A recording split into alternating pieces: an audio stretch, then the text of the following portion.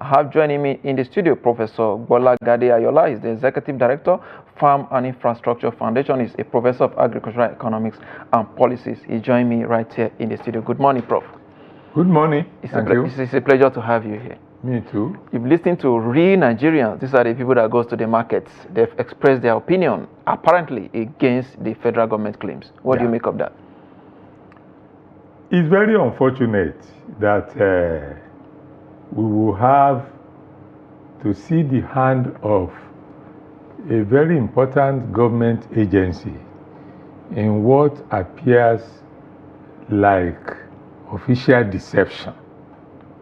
And you cannot deceive so many people for so long.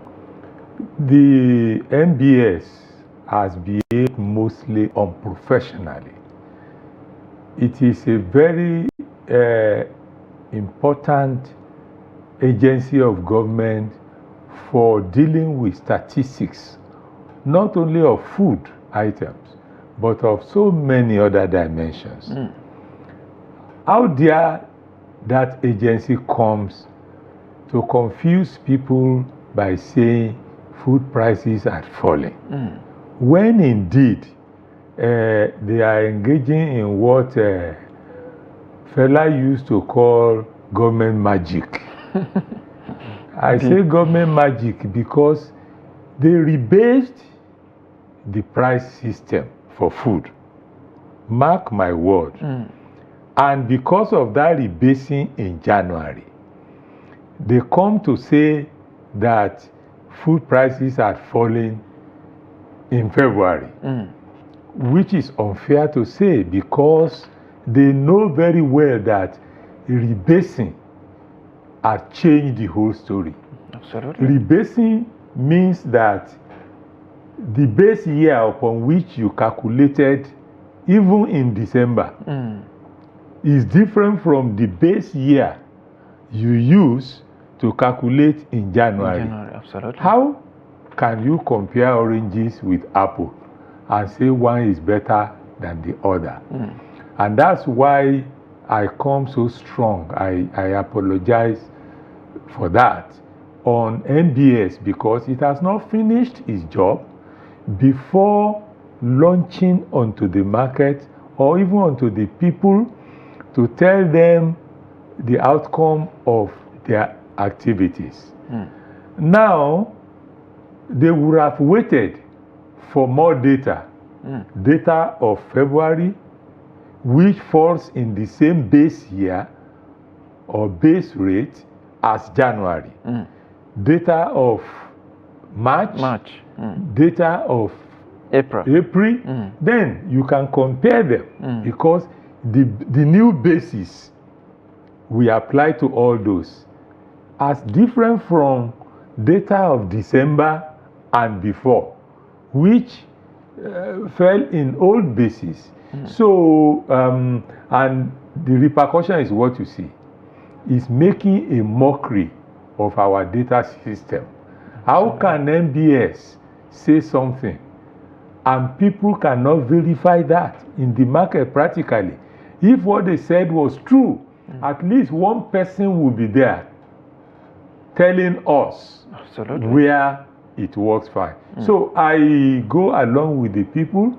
I am also one of such people consuming daily food items. And I cannot see where food prices are falling as NBS would like us to believe. This is the type of story government wants to air. Government will not bother about the reason that led to the story.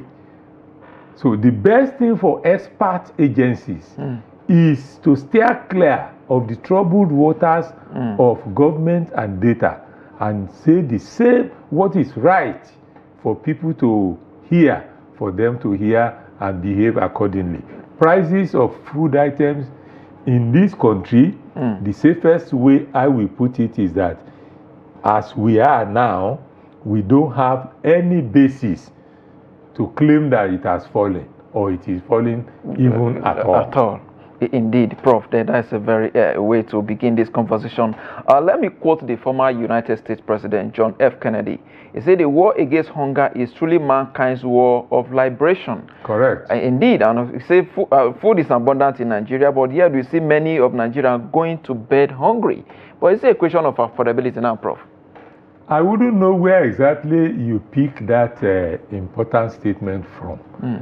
But we publish our own magazine called Nigeria Agriculture Digest. And it is one of our labels that we like to display that the battle for hunger, battle against hunger, is mankind's true battle. Absolutely. True battle for freedom. And that is why we emphasize freedom in our own organization's approach to food insecurity. Food insecurity implies that people are losing their freedom to food. And freedom and right are brother and sister. Absolutely. One begets the other. Yes. Once you lose one freedom, for example, freedom from hunger, then you can no longer enjoy your fundamental right to good food and malnutrition in this country. So that statement is weighty. What it is denominating to is to say that food is actually a fundamental human right. Absolutely. Or freedom from hunger is the most fundamental freedoms that human beings can enjoy when it's alive. In both cases of my statements, I'm saying the same thing. So if we have a government that is serious, that loves to serve the people, it should begin from food as a human right. It is a human right. If you look at our constitution, they go into all kinds of things as human rights. Right to free speech, right to free movement, right to housing, right to this and that. Leaving alone right to food is deliberate because they fear if they could meet the obligation involved in right to food. But we want courageous governments, like many governments of the world in the long past, before they become industrialized. Hunger had taught them serious lesson. Absolutely. That the first fuel you need to produce to ensure is the fuel of the stomach. Once people are full in terms of the food they eat, nutritious food, you do lesser work in terms of what work they will do. They will simply fall in line. This is why we are still finding it difficulty today to be industrialized as much as we. When we are hungry, what work can we do? See the millions of children on the street of Nigeria carrying babianla plates to ask for money with which they will eat, or going to parties to scavenge inside dustbins. What time do they have to eat well and therefore do good work that will move this country forward? So these are the issues that we concern ourselves with in Farm and Infrastructure Foundation, my organization that we founded way back in 1999-2000 to ensure that people eat well, and to find the basis of not eating well, food insecurity over the years, and trace it to Policy failure. Failures. Indeed, Prof. Yeah. Just for me to jump in here, you are also a very important part of a legislation. I could recall on the March 3rd, 2023, Nigeria took a very important step to address food insecurity when the Right to Food Act was signed into law by President Muhammadu Buhari. Correct. It was more like a long walk to freedom for you, who were a very important part of that legislation. Talk to us about how the journey went and how were you able to achieve that at last. Thank you very much. I want to start by saying that I am a purebred academic, and my own special area of expertise is policy analysis. Food policy, to be specific. And we have taught and researched this area to the extent that we were able to identify what the true cause of our insecurity problem in this country turns out to be. The true cause is that the solution to food insecurity can be divided into two. Is between technology and policy. Technology is the machine, the set of methods and methodologies that we can apply on farm in order to increase productivity, to make volumes of output be greater, and so on. Policy is what government does or what government does not do in order to complement technology to make things happen in the agri sector, specifically food sector. Now, for many years immemorial, we have been pushing technology. We think our problem is only a matter of turning cutlass and hoe into tractors and implements. Yes, that is correct to say, but that is just half of the story. The balance of the story resides in policy, because technology without a good policy environment is null and void. Absolutely. And that is why, since all these years, every year, tell me one regime that will not come and import tractors in large numbers since independence and even before. Yet, we cannot see food security in our midst. Why? We started to investigate seriously into that. We now found that, yes, truly, technology matters, but indeed, policy matters even the more. The advantage of technology in 10 kilometers can be set back or destroyed by the disadvantage of policy in just 1 kilometer. So, our organization then seeks a way of understanding what is happening seriously in the policy arena that makes it impossible for us, despite these technological drives, to be able to enjoy food security as much as we can since independence in 1960. Now, we found that policy environment is not right.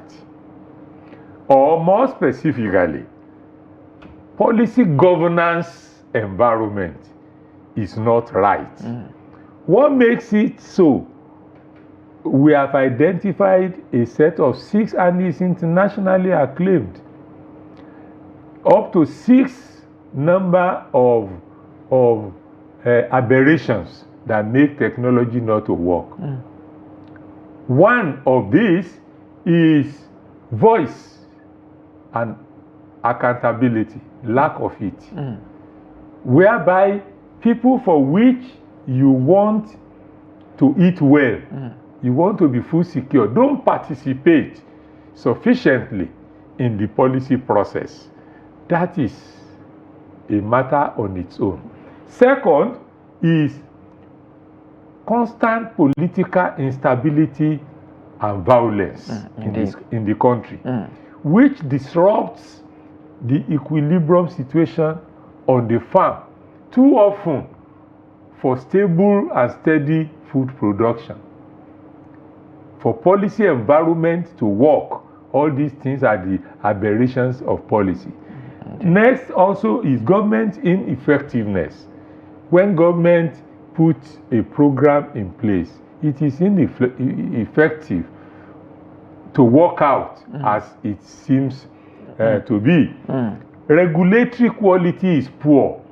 All our regulatory systems are not working well to regulate. Sometimes we regulate price wrongly. Sometimes we regulate chemicals to use on the farm wrongly. Sometimes we regulate the fertilizer market wrongly, and so on. Then is the issue of lack of rule of law.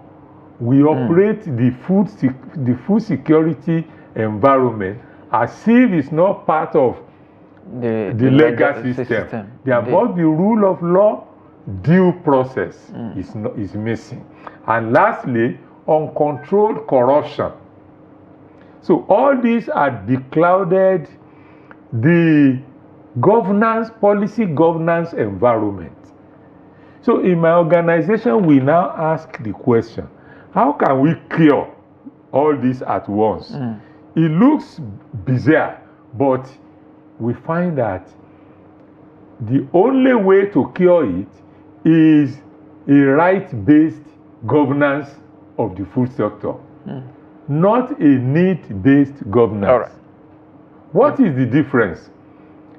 Government that you rule based on need of the people means that if that government fails to meet the need of the people have nothing to do to it. Absolutely. It's inconsequential. Absolutely. But right-based governance means that if government puts a program in place for the people to be food secure, and something goes wrong in the hand of government, and it cannot make food to be secure for the people, people have the right to ask questions. They have the right to query why. And if satisfactory answer is not found, it is possible to be consequential. Government may have something to pay for it. And that is deterrence. And we stop government from putting in place policies that will not work, or policies that will work but will be made not to work, and so on and so forth. All right, Prof. These are the mechanisms with which we started the idea of food as a human right. And that was why eventually we say, if we want food as a human right, we need a law. Because human right, before you can exercise it, is something you can legally claim. So we entered the National Assembly in 2010. And year by year, and it took you almost 13 years to get the bill passed. 15 years. Because we launched the campaign in 2007, 2008. We entered the National Assembly in 2010. And from 6th Assembly, 4 years, 7th Assembly, 4 years, 8th Assembly, 4 years, until 9th Assembly, another 4 years. When, middle of the way, President Buhari signed the bill into law. So today, by virtue of our own organization, God has made it possible for all Nigerians, born and yet unborn, to be courageous to claim food as a fundamental right in this country. Indeed, Prof. The bill has been in existence for 2 years. It was signed into law March 3, 2023. We're in March. 7th. Yes, today it's March 7. So today is March 7. March 7. Exactly 3 years. So it's 2 years. Is it 2? 2 years. Yes. All right. 2 years. Now, what is hampering the implementation of these acts? What is delaying the Ministry of Agriculture from bringing this legislation, a very important piece of legislation, to limelight? A lot of people are unaware about this legislation. Please, when next you see the person called Federal Ministry of Agriculture and Food Security, ask him this question, because I also don't know the answer. We put the ministry on notice when we started in 2008. We went around all the relevant ministries to put them on notice. We put the executive on notice.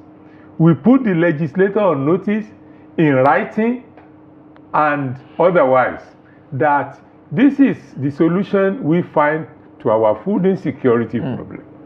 And they believed us. So they encouraged us to go ahead, looking for law that we make that to be.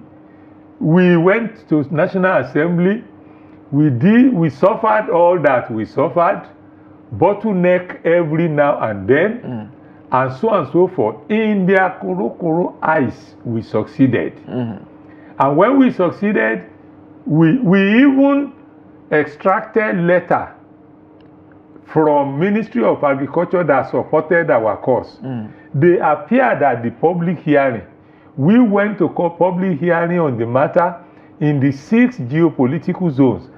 Mark you, is not an ordinary law. It's a constitutional amendment law. Absolutely. Therefore, we were in every zone, we were in every state to get the concurrence of every state assembly in this. And when we succeeded, we carried the law as gazetted already to the Federal Ministry of Agriculture. This is the output of our effort of 15 years. And we also carried to a number of states. They jubilated with us, and that was where it ended. No even acknowledgement of our efforts till today, Federal Ministry of Agriculture has not done. That selflessness that we displayed require ordinary well done. We did not get it. Not to talk of their budget, first year, second year, there is nothing inside it for implementing right to food. The most embarrassing one that happened recently was that the National Council on Agriculture, which means at least once a year, to articulate new ideas, new policies coming on board, and prepare for how to implement it. I've been attending that body, the meeting of that body every year, not less than 25 years now, since the time I was student. It has held 2 times after this Right to Food Act. Nobody, it did not feature even in the address of Honorable Minister of Agriculture, not to talk of permanent secretary, that we have a law guiding us. Indeed. And again, sorry, before you come back, the most frustrating one was that immediately, March, President Buhari signed it into law. May, President Tinubu came into being. It's as if we were preparing the ground for President Tinubu. And before he assumed power, between March and that May, I wrote 2 letters to him. I didn't even get acknowledgement. Notifying him of this work, important work, on ground for him to latch on. And when he came, a couple of weeks after, he declared state of emergency on food security. Based on this, our law. But do you know that even acknowledgement of that law was not made in the statement of the state of emergency? Indeed, so we need to be more serious. Absolutely. Prof, country. I was in one of your lecture where you spoke about you can have the right technology in a wrong policy. I mean, in a wrong policy environment. Correct. Is it a case with Right to Food Act? Are we having the right law I mean, in the hands of the wrong people. I mean, it does seem that our so-called ministers or some commissioners for agriculture at various states don't really understand what this legislation means. Yeah, well, it will be disrespectful of our honorable ministers. In fact, they will be less honorable if I make the statement, if I put it the way you put it, that we are having the law in wrong hands. They are right hands, but I see so much influence of the wrong civil servants upon the honorable ministers in doing what is right.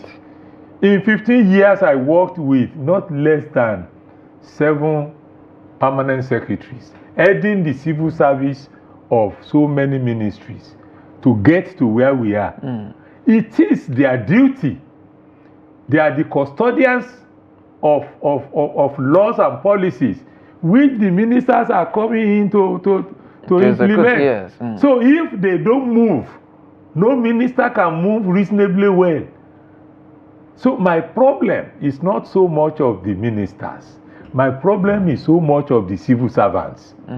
And verily I say unto you, if we don't get the civil service right, ministers will continue to inherit drag that will not make them succeed in office. Indeed, that's a very bad one there. Let's as we begin to wrap up now, let's look at how much of awareness we have. Various farmers associations in Nigeria. That's correct. How much of awareness are they aware about these acts?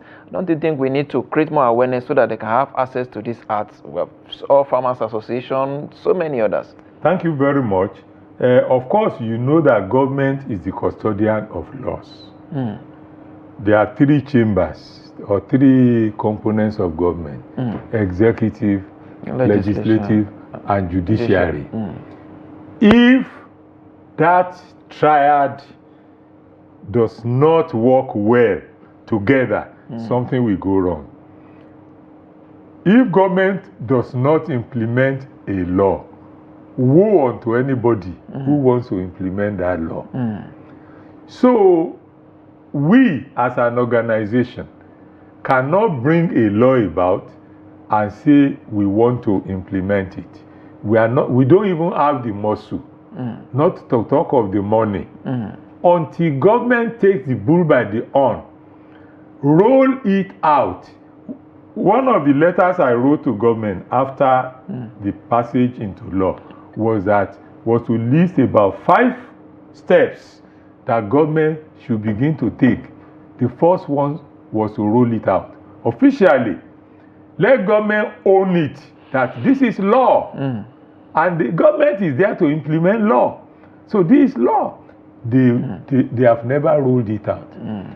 I again stated that convene a world press conference so that people, our development partners, home and abroad, we know that Nigeria has embarked on something serious, and everybody will find roads of developing the system with us. Indeed. When government did not even call a press conference, in our own small way, we call a world press conference. We look for development partner to support us. But you know that he who dictates pay the piper, dictate the tune. So we want to be cautious. This is not to run around for development partners, all right, for donors. This is our own that we must face the bull by the horn. That's the good way to end this conversation. This is our own, and of course we must take the bull by the horn to ensure that we make it work. Professor Gbolagade Ayoola, Executive Director of Farm and Infrastructure Foundation, Professor of Agricultural Economics and Policy. I must thank you for your time on Business Daily today. We appreciate your contributions. Thank you for the opportunity too. All right, thank you so much, Please let Prof. everybody know about the Right to Food Act. Absolutely. It is Act number 34. The engagement continue, Prof. 2023. Absolutely. Thank you so much, Prof. With that, is a wrap on the show today. We'll be back again on Monday. I am Yusuf Akogun.